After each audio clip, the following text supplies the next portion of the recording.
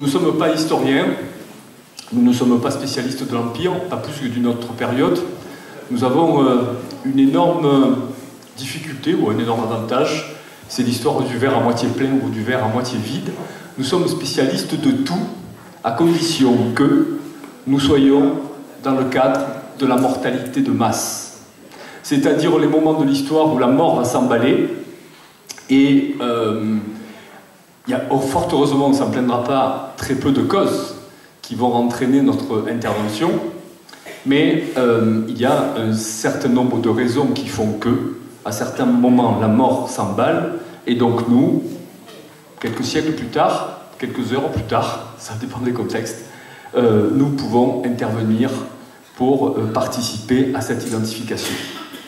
Alors cette identification, elle concerne les contextes d'épidémies majeures, bien évidemment, la peste, à Marseille, mais pas que, le typhus, le choléra, nous ne sommes pas regardants, hein, la variole, je ne vous ai pas fait la liste complète, les moments de convivialité entre les armées, et là aussi, vous le voyez, quelle que soit la chronologie, je crois me souvenir que notre site le plus ancien, concernant les combats, c'est celui de Douai. On est au tout début du XVIIIe siècle. Et puis nous avons travaillé jusqu'à des contextes extrêmement récents. Je parle de sépultures multiples, c'est la guerre de 14-18. Ah non, plus récent aussi. Mais c'est des massacres de population, c'est la guerre d'Espagne. Et puis parfois sur des cas plus individuels, avec l'une de mes collègues du laboratoire. Et on est sur la Seconde Guerre mondiale. Et puis nous intervenons aussi sur les contextes donc, de massacres de population civiles. Alors le civil étant toujours extrêmement difficile dans certains contextes à différencier du soldat. Je pense aux guerres de Vendée. Je l'ai déjà dit avec vous tout à l'heure, à la guerre civile espagnole. Et puis de manière beaucoup plus récente, beaucoup plus tragique, notamment le crash de l'Airbus de la Germanwings, il y a quelques mois seulement. Mais je ne suis pas là pour vous parler de tout ça, c'est juste pour vous replacer un petit peu ce que vous pouvez attendre de moi. Donc ne me demandez pas des informations extrêmement précises sur les uniformes des soldats engagés pendant la campagne de Russie, parce que je suis d'une incompétence redoutable. La campagne de Russie est évidemment, c'est pas à vous que je vais vendre le produit, un moment très particulier de l'histoire, un moment emblématique de l'histoire de France, de l'histoire de l'Empire. C'est aussi, et ça c'est extrêmement important jusqu'à la fin de ce que je vais vous présenter, un moment extrêmement important de l'histoire européenne.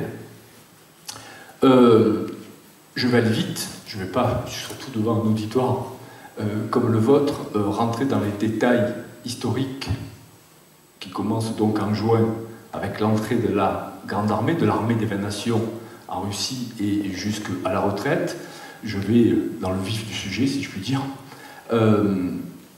C'est au début du mois de décembre que rentre à nouveau, revient dans Vilnius, dans Vilna, à ce moment-là, la Grande Armée.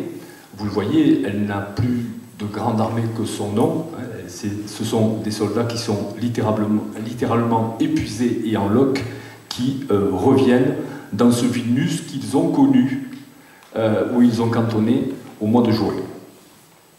J'insiste juste sur cette image parce qu'elle est extrêmement importante pour que vous compreniez la situation qui est celle de ces soldats, qui est celle de ces gens que nous allons découvrir quelques siècles plus tard. Vous avez donc en haut, c'est un schéma qui est assez connu, hein, les effectifs de la Grande Armée qui évidemment diminuent au fur et à mesure des décès, des désertions, et puis surtout des gens qui vont rester dans les villes qui sont prises comme garnison. Et puis en noir, le retour, qui normalement devrait se remplir à nouveau, mais qui ne se remplit pas. Mais tout ça ne m'intéresse que très moyennement, moi, juste anthropologue. Ce qui m'intéresse, c'est ça. C'est que vous avez au moment de l'entrée de la Grande Armée dans Vilnius, dans l'hiver 1812, des températures le jour qui sont autour de moins 35 degrés. Moins 35 degrés le jour. Il n'y a pas d'armée aujourd'hui capable de se battre avec des conditions climatiques comme ça. Des régiments, des unités spéciales, oui, mais une armée de 500 000 hommes ou plus, ça n'est pas possible. Et vous le savez, encore une fois mieux que moi, cette grande armée n'est absolument pas équipée pour affronter cet hiver-là. Juste un petit flash, parce que vous, c'est votre quotidien de spécialiste, de passionné. Pour nous, ça l'est moins. Ce n'est que quelques jours après avoir commencé la fouille que vous allez voir, que nous avons réalisé, que nous étions en train de toucher des cognards, des soldats, du patron. Je suis corse d'origine, donc voilà, quand même. Que nous étions donc en train de toucher des soldats de la Grande Armée, et que nous étions en train de toucher ces soldats qui, une semaine avant, avaient réussi à passer les ponts de la Bérésina. C'est donc bien les survivants de la Bérésina qui arrivent à Vilnius, et c'est un certain nombre de ces soldats qui ne seront pas survivants de Vilnius, que vous allez voir avec moi tout à l'heure. Alors 4 missions se sont mises en place, je vais vite pour vous faire gagner du temps, autour de cette affaire, de cette histoire, de cette belle histoire humaine. Tout d'abord, évidemment, une mission de terrain. Il s'agissait de sortir les corps, de récupérer les corps. Et puis ensuite, donc, une étude en laboratoire proprement dite sur ces corps. Et puis ensuite, 2 missions, l'une en mai-juin, l'une en octobre, sur le matériel, sur le mobilier, sur les objets qui ont été exhumés au contact direct de ces corps.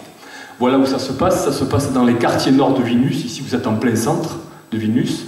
Vous êtes sur la colline qui domine le centre de Vilnius, et vous avez, là où il y a cette flèche, donc le secteur où les choses se sont passées, où les choses ont été découvertes.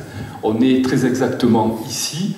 Regardez bien ces 2 rectangles bleus, vous allez les voir tout à l'heure de manière un peu plus grosse. Ce secteur, en fait, tout ce que vous avez de coloré ici, c'est une... Super, mais j'aime bien marcher. Merci. Ce sont des bâtiments militaires. En fait, il s'agissait d'une caserne construite au XIXe siècle et qui successivement a été occupée par l'armée tsariste, par les Allemands, par l'armée rouge, etc. Dernier occupant, donc l'armée rouge. Qu'est-ce que je peux vous dire là-dessus sans perdre du temps inutilement? C'était une zone plutôt secrète, évidemment. La population lituanienne n'était pas invitée à visiter les régiments de blindés qui étaient stationnés là, par l'armée rouge. Et puis surtout, ce qui est intéressant pour nous, c'est que c'était des bâtiments avec au mieux un étage. Mettez-vous dans la mentalité d'un archéologue, d'un archéoanthropologue, qui dit peu d'étages, dit des fondations peu profondes. Et c'est toujours bon pour nous, hein, puisqu'évidemment, ça veut dire qu'au dessous, les choses n'ont pas été perturbées ou pas trop perturbées. Donc, politique d'aménagement de la ville de Vilnius, au début des années 2000, on rase tout ça et on crée un nouveau quartier avec centre commercial, etc., etc. Et, le drame, on crée un énorme collecteur d'égouts pour tous les quartiers nord de Vilnius. Vous comprendrez bien, avant que j'aille plus loin, qu'il n'est pas question que des soldats français, on en discutera tout à l'heure, en tout cas des soldats de l'empereur, puissent rester sous le grand collecteur d'égouts des quartiers nord de Vilnius. Il faut être raisonnable. Alors qu'est-ce que c'est que nous découvrons? C'est ça. Lorsque nous arrivons, nous découvrons un énorme rectangle, 40 mètres de long, 10 mètres de large, et nous prenons une décision. Nous sommes appelés par les collègues lituaniens qui nous connaissent pour nos travaux sur les charniers de pestiférés. On s'est déjà rencontrés dans des colloques. Et donc, lorsqu'ils voient l'immensité de la mort devant eux, et le fait que ce soit associé à des soldats français, ils décident donc de nous appeler. Nous partons en catastrophe, évidemment, et nous sommes quand même invités chez eux, donc il faut faire un peu dans la diplomatie, et on décide de gérer ce que vous voyez en rouge, plotas. Plotas en lituanien, ça veut dire air, surface. Donc nous allons gérer 100 mètres carrés, 10 mètres sur 10 mètres, pendant que les Lituaniens vont gérer le reste. Pourquoi? Parce qu'il nous reste 3 semaines avant que les pelleteuses passent tout ça à la moulinette. Et il faut donc être relativement efficace et se partager le travail et tenir compte de paramètres diplomatiques, toujours. Et puis, lorsque nous serons partis, quelques mois plus tard, les Lituaniens trouveront un autre plotas, le plotas 3, à peu près la même chose, 30 mètres de long, 10 mètres de large, et vous le voyez, et c'est pour ça qu'on ne l'a pas vu, il n'y a pas de contact, là il faut la souris, il n'y a pas, je ne suis pas assez grande, il n'y a pas de contact entre le plotas 2 et le plotas 3. Vous n'êtes donc pas sur une structure qui est en continu, tout simplement parce que vous êtes devant une flèche. Il y a un passage, on pouvait passer entre ces deux zones. Vous êtes devant donc un élément de fortification voulu par Napoléon au moment où la Grande Armée arrive dans Vilnius en juin 1812. On crée alors je ne me souviens plus lors de mes diapos, voilà, on crée un certain nombre de ces flèches au nord parce que Napoléon est persuadé que l'armée russe va attaquer à Vilnius, ce qui ne se passera pas bien évidemment. Mais c'est donc les soldats français qui ont creusé ces tranchées défensives d'abord et qui quelques mois plus tard vont devenir leur tombeau pour un certain nombre de décennies. Alors voilà, quand on arrive, c'est des images du moment où on arrive. Vous voyez, il y a un certain nombre de bus donc, qui sont déjà en place pour les égouts. Le drame va se passer ici, sous cette bâche. Et le drame est double, évidemment, il y a l'immensité du nombre de victimes, vous le verrez tout à l'heure. Et puis, il y a la difficulté à travailler avec nos collègues lituaniens. Donc, comme je le fais à chaque fois, je tape un petit peu dessus, puis après, on va relativiser quand même. Donc les Lituaniens, lorsque nous arrivons, ont une manière de fouiller qui nous surprend beaucoup.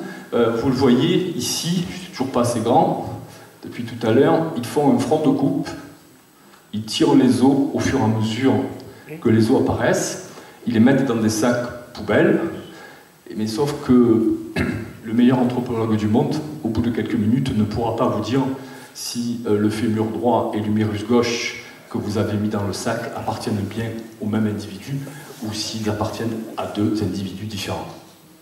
Nous n'avons évidemment pas du tout les mêmes techniques de fouille, c'est ce qui va poser quelques tensions diplomatiques qu'il va falloir apaiser, tout en essayant de travailler ensemble. Donc ils vont très très vite, inutile de vous dire qu'ils vont très très vite, puisque pour labourer le terrain, c'est toujours beaucoup plus facile que de le semer. Ça c'est les Français, on travaille de manière un petit peu différente. Vous voyez, on a nos 100 mètres carrés, on a mis des piquets tous les mètres, on fait ce qu'on appelle un carroyage alphabético-numérique. En vrai, en français, ça veut dire que comme quand on était minot à l'école communale, on joue à la bataille navale, hein, vous avez le A1, le B12, etc. etc. Et avec un système de pneus extrêmement efficace pour régler les hauteurs, et des madriers, vous le voyez, on travaille en aérien, on fouille en aérien. Vous êtes devant, je suis désolé hein, pour le... Je n'oublie pas, vous n'oubliez pas non plus ce sur quoi on travaille, l'objet d'étude, hein, c'est l'homme, c'est le soldat de Napoléon, mais il faut être un peu pédagogique.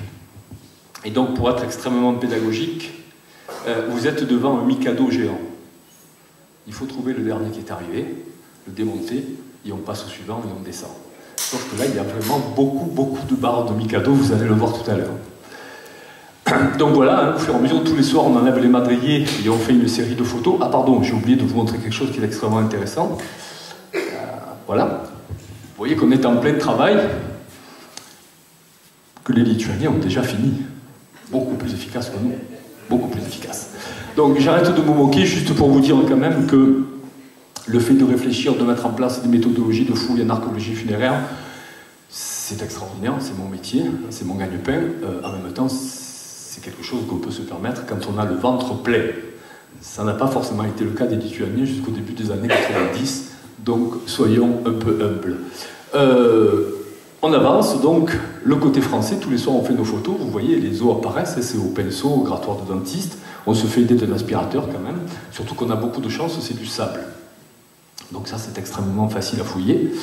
Et voilà ce que ça donne. Vous avez donc ces images terribles des soldats de la Grande Armée, de ce qu'il en reste. Images qui bien évidemment témoignent de l'urgence de la sépulture. Alors je le dis, je le répète à chaque fois, c'est des corps qu'on a jetés. Quand je dis jetés, ne me faites pas dire ce que j'ai pas dit, la population lituanienne ou les soldats russes ne se sont pas forcément livrés à un concours du lancer de grognards. Pas ça non plus. Mais vous avez une fosse, on va jeter les corps qui arrivent au fond de la fosse, au milieu de la fosse, sont les corps de ceux qui ont glissé sur les petits copains qui sont déjà là. Je vais me permettre une autre image, terrible, j'en suis conscient, mais tout le monde l'a vu, et du coup ça vous aide à comprendre. Vous avez tous vu ces images des camps de concentration qui sont ouverts, le bulldozer américain qui pousse les corps, et ces corps qui glissent sur des tas de corps. C'est ça, c'est exactement ça. N'oubliez pas les températures. Hein. Là, je ne peux même pas vous dire si le corps est en rigidité cadavérique ou pas. À moins 38, même si vous ne voulez pas l'être, vous l'êtes. Donc, ça va donner ces positions complètement farfelues. Regardez à la souris, regardez, il est en décubitus, donc ventral, hein, c'est-à-dire qu'il a la face contre terre. Vous voyez ici l'arrière du dos, c'est l'arrière des omoplates, des scapulas. Vous avez ici ses bras. Et vous voyez ici ses jambes dans une position assez rocambolesque. C'est pas le corps qu'on va déposer avec soin ou à la va-vite lorsqu'on est sur des sépultures d'urgence de type peste. Parfois, sur ce type de sépulture, on voit très nettement les gestes des fossoyeurs, celui qui tient les mains, celui qui tient les pieds. Ici, on voit qu'on a glissé. Allez, je vais vite dans l'horreur, c'est pas la peine d'en faire de trop. Vous avez compris, regardez la position des membres inférieurs, hein, des jambes de cet individu. Celui-là, c'est caractéristique, il s'est calé en glissant, il a fini par se caler sur les copains qui étaient là. Et de la même manière, donc, pour celui-là, assez cool, hein, on dirait presque qu'il nous fait une petite danse de rap. Et celui-ci, je le sortirai d'un contexte Premier Empire, je vous dirais que c'est une sépulture en position fétale néolithique. Je pense que certains de mes collègues préhistoriens pourraient s'y casser le nez, alors que ça n'a rien de rituel, du tout. Avec éventuellement d'ailleurs des corps qui eux-mêmes ont été retrouvés plusieurs heures après leur mort et jetés dans la fosse. C'est le printemps en Lituanie. C'est pas tout à fait la même notion que chez nous. Donc voilà, c'est aussi la réalité du terrain. Pour vous montrer, c'est pas pour que vous vous mettiez à nous plaindre, pas du tout. C'est juste qu'il faut tenir compte de ces paramètres-là aussi. Donc il neige, il fait très froid, enfin beaucoup moins froid qu'en 1812 quand même, mais il fait assez froid, et donc on essaie d'avancer malgré tout. Nos collègues lituaniens, je le répète, ont fini et sont donc au chaud à ce moment-là. Voilà ce que ça va donner sur... Alors, il vous faut adapter la technique de prise d'information au temps, aux deux temps, au temps qu'il fait, et puis au temps que vous avez. On a 3 semaines. Dans 3 semaines, le bulldozer va passer, et ce qui reste, c'est terminé. Donc il faut s'adapter à ça. Donc l'idée a été de ne pas faire des dessins sur papier millimétré au 10e ou au 20e de millimètre. Ça n'a pas forcément beaucoup de sens, c'est la photographie pour ça, quand il faut aller vite. Et le choix, ça a été de faire une épingle. La tête de l'épingle, c'est la tête de l'individu. À l'intérieur, on va mettre le numéro de l'individu, vous allez voir comment ça fonctionne. Et puis le corps de l'épingle, c'est l'axe général du corps de l'individu. Donc voilà ce que ça donne sur les 100 mètres carrés. C'est nos individus. Vous allez voir quelques flèches qui sont en bas. C'est par ce secteur-là, en fait, que les Lituaniens ont découvert la fosse. Donc pour le coup, là, c'est pas du tout une critique. Le bulle les a un peu accrochés, ils ont tout arrêté tout de suite. Mais évidemment, ce qui était accroché, et ils ne pouvaient pas savoir à l'avance qu'il y avait ce genre de locataires sous la terre. Et donc on avance par journée de prélèvement. 2 informations importantes, au-delà du côté évidemment marquant, des images qui défilent. C'est la présence de chevaux, 3, au milieu des hommes. Donc s'il y avait besoin, en plus de la position des corps, du nombre des corps, d'éléments pour dire qu'on est sur de la sépulture d'urgence, je pense que c'est fait. Donc 2 chevaux avec certitude, et puis quelque chose qui est beaucoup plus petit et que nous n'avons pas été capables, encore une fois, nous ne sommes qu'anthropologues, pas capables de déterminer s'il s'agissait d'une mule, d'un âne ou d'un poulet. Enfin, voilà, c'était pas un chien, ça c'est sûr. Mais après, au-delà de ça, pour les équidés, notre expérience est très limitée. Voilà, tout ça pour vous dire que 717 squelettes ont été exhumés de cette zone-là et qu'il n'est resté aucun soldat du patron sous le collecteur des quartiers nord de Vilnius. Je vais vite. Voilà comment on imagine le remplissage de la fosse. On est encore une fois sur ces fosses de type Vauban. Qu'est-ce qui a amené les corps? Est-ce que c'est des tombereaux ou des traîneaux? Vu le climat et les latitudes, c'est pas excluant. Et donc, on a jeté au fur et à mesure ces corps de part et d'autre des bords de la fosse.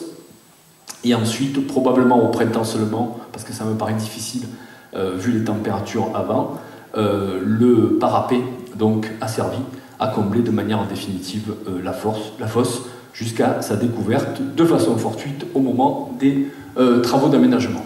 Alors ensuite, deuxième étape, c'est qu'est-ce qu'on fait de tout ça? Alors déjà, on ne peut pas faire de miracle. Hein. Vous allez voir qu'avec la manière dont les Lituaniens ont fouillé certaines sépultures, on ne peut pas faire de miracle. En revanche, pour un certain nombre d'individus que nous avons fouillés, nous, les 717, il y a des choses qu'on peut faire.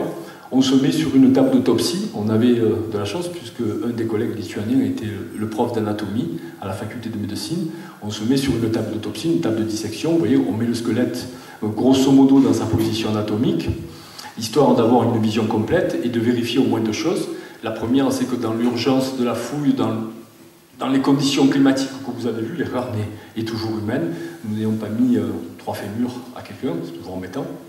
Et puis, si jamais on s'aperçoit qu'il y a une atteinte pathologique de type infectieuse, au niveau du périoste, par exemple, sur l'humérus droit, on va rapidement regarder si on a quelque chose qui est généralisé, si on est devant quelqu'un qui a une tuberculose généralisée, je ne sais trop quoi. On a la totalité donc, du corps qui est présent devant nous.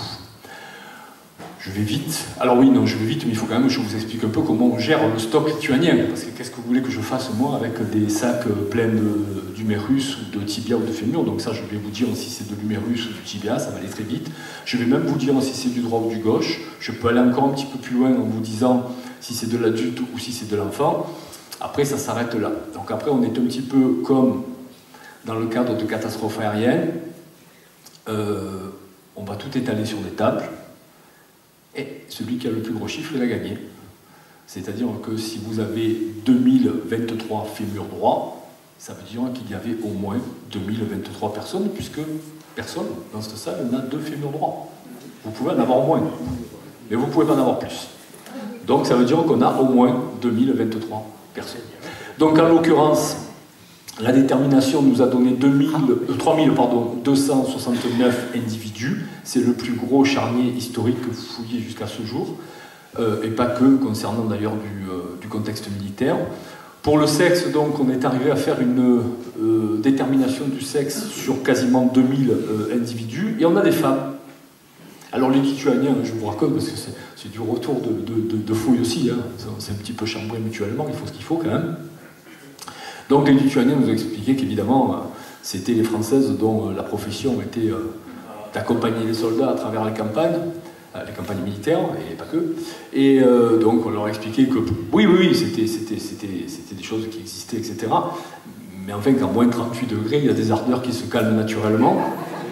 Qu'en revanche, pour nous, et je reprends un certain nombre de témoignages de soldats qui sont revenus, qui ont écrit leur mémoire, que pour nous c'était fort probablement ce qu'on appellerait aujourd'hui des collaborateurs, c'est-à-dire ces familles russes, ces familles moscovites qui ont fait le choix des Français par rapport aux Russes et qui avaient donc tout intérêt à quitter Moscou plutôt que d'y rester pour échapper à la mort. Mais la mort en a décidé autrement et on a un certain nombre de récits historiques de mémoire. C'est Bourgogne qui raconte qu'une femme et son enfant tombent d'un des ponts de la Bérésina dans la cohue au moment de la traversée.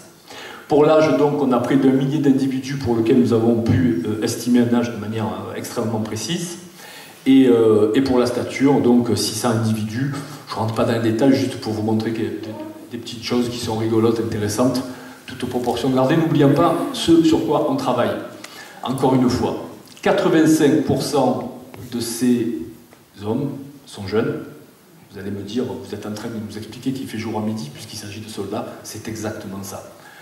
C'est-à-dire que 85% de ces victimes ont entre 20 et 40 ans au moment du décès. Ça vaut le coup de le vérifier parce que si jamais on avait eu quelque chose qui tourne pour 85% à plus de 50 ans et jusqu'à 80, on aurait eu un recrutement un petit peu différent. Voilà. Les blessures.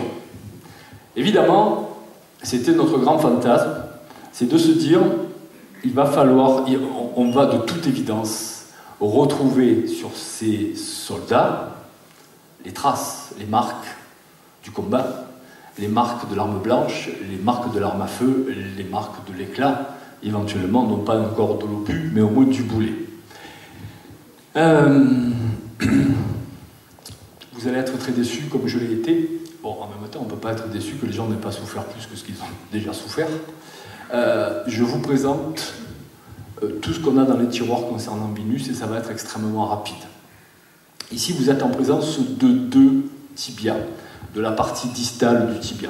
Grosse polémique avec nos collègues lituaniens qui nous ont expliqué que les Russes avaient donné des coups de sabre sur les bottes des cavaliers français, des cavaliers de la Grande Armée, pour récupérer les bottes et que nous étions donc qu'à quelque chose qui était caractéristique de cette pratique-là, avec des coups de sabre donc, qui finalement avaient touché l'os lui-même.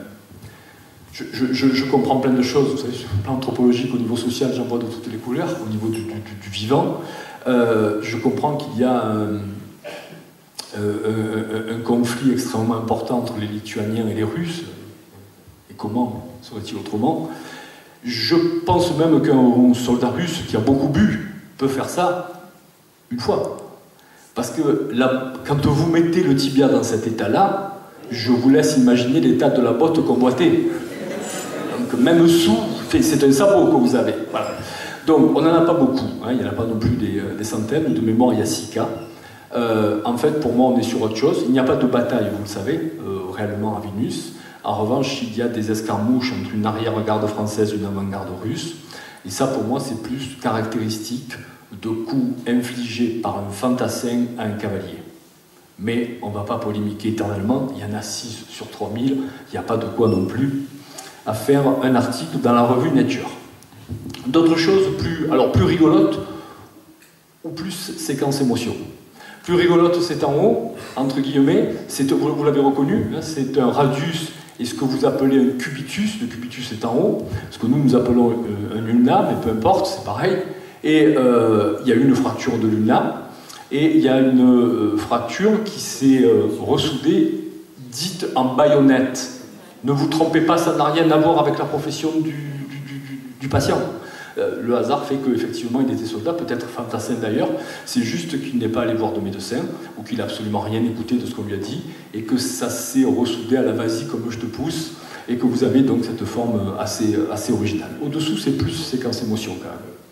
Au-dessous, vous êtes sur un fémur, hein, c'est l'os de la cuisse, vous êtes sur un fémur droit, et à un moment de la vie de cet individu, il y a, bien avant la mort à Vilnius, il y a une balle, probablement, qui a tapé la cuisse, qui est entrée suffisamment profondément pour toucher l'os, et l'os a réagi à cette agression. Vous avez ce qu'on appelle une réaction de périostée, une réaction de la partie externe de l'os, du périoste. Deuxième séquence émotion pour nous, après avoir réalisé que les gens que nous étions en train de fouiller, c'était les gens qui avaient passé la Bérésina avant, là on s'est dit, on est sur un des plus vieux, toute proportion gardée, hein, c'était un jeune de mon âge quand même, un des plus vieux du charnier. Il a été blessé à Wagram, à Austerlitz, à Arcole. Voilà, après je vous laisse, comme nous, faire voyager votre imagination. La fracture du fantassin, un certain nombre d'individus donc avaient ces traces-là. Vous le savez, ils ont traversé l'Europe dans tous les sens. Donc on a des... Alors là, vous voyez, on commence à rentrer, on n'est plus dans la vraie pathologie, on est dans la pathologie, mais en même temps dans le marqueur d'activité. Je suis désolé, il n'y a pas de combat, il n'y a pas de crâne fracassé, de choses comme ça. C'est le fait de les avoir fait marcher. On a une fracture d'usure. C'est la même chose au niveau de ce que nous appelons le syndrome du cavalier. Mais peut-il en être autrement avec un tel échantillon? Vous savez quelle est la vie d'un cavalier de la Grande Armée, comme d'ailleurs d'avant et d'après. C'est pas propre pour le coup aux années de la Révolution et de l'Empire. Et votre corps va s'adapter à une évolution physique, à une habitude que vous avez. Si vous êtes cavalier, que vous passez un temps considérable à cheval, l'angle qu'il y a entre la diaphyse de votre fémur et la tête fémorale va s'adapter aussi à cette pratique. Ça n'est pas propre au cavalier, juste pour une petite histoire anecdotique. Dans le cadre d'une autopsie en Suisse, on avait constaté ça, et en fait il s'est avéré que le monsieur en question était un facteur à vélo. Voilà. Ça peut permettre d'identifier. Et puis voilà, hein, toujours dans cette volonté de tout vous montrer, mais en même temps en vous disant que j'ai pas grand chose à vous montrer. Marqueur d'activité ou pathologie, je ne sais pas trop, c'est le fumeur de pipe. La pipe est en terre, hein, le tuyau de pipe est en terre, et donc pour ceux qui ont déjà fumé la pipe, ça a été mon cas pendant longtemps, vous avez une habitude, c'est-à-dire que vous calez toujours le tuyau de la pipe au même endroit, et donc si le tuyau est en bakélite, ça n'a pas de grosses conséquences. Si le tuyau est en terre cuite, au fil du temps, bien évidemment, ça va attaquer les mains et les dents, et donc vous avez ces trois caractéristiques sur cet individu que vous retrouvez sur des tas de populations, hein, c'est pas propre aux soldats. le cas infectieux du charnier. Donc vous voyez où on est, hein, c'est la partie frontale, vous êtes au-dessus de l'orbite, je me mets donc à sa place à lui, mais juste pour le côté anatomique, hein, pas pour le côté pathologique. Donc vous avez ici la suture nasale, et vous avez ici la partie qui est au-dessus de l'orbite, et ça, c'est la syphilis. C'est la syphilis, on peut faire de la biologie moléculaire si on veut faire dépenser de l'argent contribuable, mais ça n'a pas de sens. Mais enfin, encore une fois, vous dire que des soldats de la Grande Armée avaient la syphilis, voilà. Beaucoup plus intéressant pour ces soldats, c'est la présence de mobilier. Ces soldats ont été jetés, et comment voulez-vous qu'il en soit autrement, à moins de 38 degrés? Vous ne pouvez pas déshabiller le défunt, hein. Donc ont été inhumés complètement habillés. Pas d'armes à feu, pas d'armes blanches, pas de casque métallique, à mon grand désespoir, mais tout le reste était là. Tout le reste.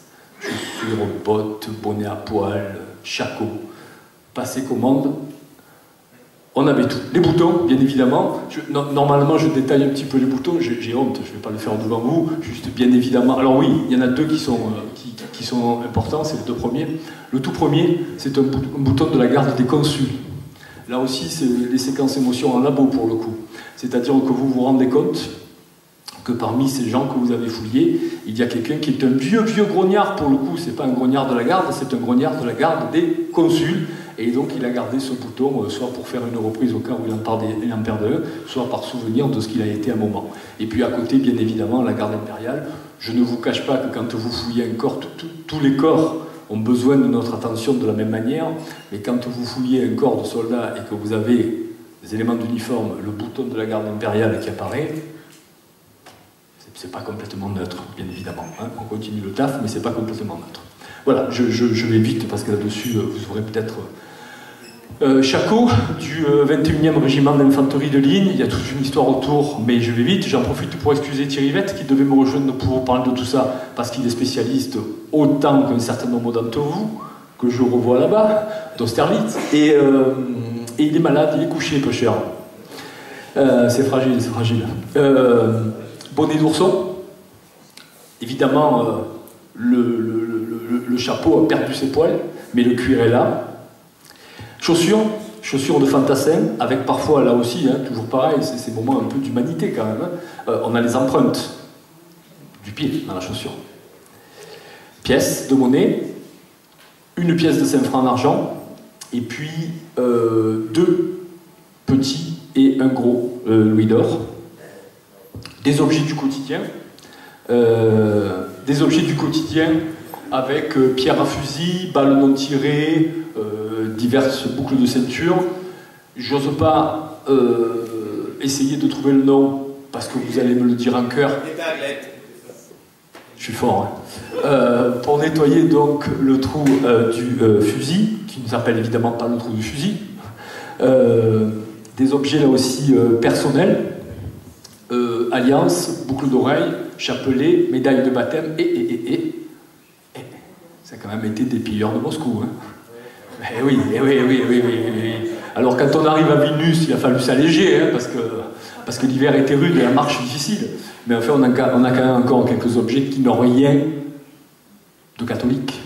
Là, on est sur quand même des objets qui sont plutôt à tendance orthodoxe. Objets du quotidien, peigne pliant, paire de bretelles. Alors ça, vous voyez, les caractéristiques, c'est tout l'intérêt d'une approche interdisciplinaire. Moi, les paires de bretelles, ça ne m'a jamais fait fantasmer. Ça a mis Thierry Vette dans un état, je pense que d'autres... il n'est pas encore remis. Des petits nécessaires de couture, avec le dé à coudre. On est grognard, mais on ne veut pas se piquer le doigt quand il faut repriser l'uniforme non plus. Et puis voilà, des pans entiers d'uniforme. Je vais très vite, vous reconnaîtrez plus que moi. Et bien évidemment, la pièce rare. Alors c'est pas vrai, oui c'est la plus rare, mais il y en a eu 3 ou 4 comme ça. Et ça me permet d'aborder un autre aspect.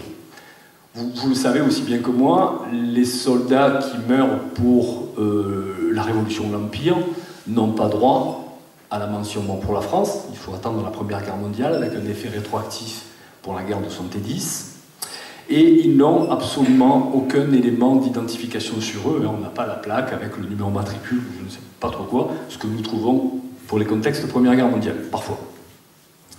On a toutefois un seul lieutenant, un seul officier des chasseurs de la garde qui tombe à Vilnius, et on a un uniforme, un corps avec un uniforme d'officier des chasseurs de la garde, avec du fil autour de ce dolman, qui n'est pas le fil qu'on aurait sans doute pu se payer les uns et les autres, puisqu'on a du fil d'or et d'argent. Donc de toute évidence, on est devant, il y a de fortes chances en fait qu'on soit devant le corps de Dieudonné. Dieudonné est fort probablement le soldat de l'Empire le plus connu au monde, puisqu'il est au Louvre. Cavalier de l'Empire, excusez-moi. Et donc, qu'est-ce qu'on fait face à ça? Est-ce qu'on lance une étude ADN pour confirmer qu'on a retrouvé du Dieudonné? Pourquoi? Parce qu'il est Dieudonné, qu'il avait un pote qui était peintre, ou parce qu'il était lieutenant dans le régiment de la garde. Il y a alors l'arrière-arrière-grand-père qui était le vôtre, qui venait d'un petit village d'Ardèche, d'Hérault, de Corse. On ne va pas lancer l'ADN. Alors on va lancer l'ADN sur les 3269 individus. C'est beaucoup d'argent quand même. Parce que si je type les 3269 squelettes, c'est bien joli, mais pour donner l'identité, il faut que je vous type aussi. Et si je vous type aussi 3269 squelettes, ça n'a jamais été l'armée française. C'est l'armée des 20 nations. Je vais donc typer l'Europe. Il ne faut pas que ces soldats passent sous le bulldozer. Il y a un devoir de mémoire. Il ne faut pas partir en biberine, en typant toute l'Europe, sur l'argent du contribuable, pour un résultat modique. Il ne faut pas que Dieudonné soit séparé, si c'est bien lui, de ses petits camarades. Et donc il n'y a pas de raison qu'il ait une identification ni plus ni moins que les autres. Il va aller avec tous les autres.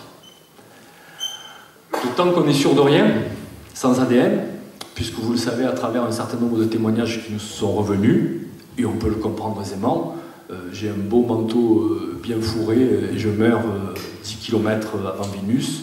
Vous passez en ayant un peu froid, vous dites tant pis pour lui, mais je prends le manteau. Et malheureusement, ça ne vous met pas à l'abri de mourir 10 km plus loin à Vilnius. Donc voilà, vous voyez, on est vraiment sur quelque chose qui est un petit peu délicat. Donc qu'est-ce qu'on fait de tout ça? Cérémonie officielle avec les autorités françaises, les autorités lituaniennes et le concours de la Fondation Napoléon, qu'il faut remercier encore, vous allez voir pourquoi. Donc nous sommes le 1er juin 2003. Tous les corps sont réinhumés dans un caveau qui a été... Alors le terrain a été donné par la municipalité de Vilnius. Le monument, sa construction a été payé par la Fondation Napoléon. Petit clin d'œil évidemment au moment de cette cérémonie entre l'ambassadeur de France à Vilnius à l'époque et sa Légion d'honneur et puis l'aigle impérial. Et voilà le monument sur lequel nous allons systématiquement avec Thierry chaque fois qu'on va à Vilnius. Je ne vous cache pas qu'on n'y va pas tous les week-ends, mais chaque fois qu'on y va et quelle que soit la saison, on va sur ce monument à Vilnius avec un petit zoom sur la plaque. Je pense que vous préférerez lire la version du bas, c'est la même carreau, mais en même temps lituanien. Voilà. Oh, pardon.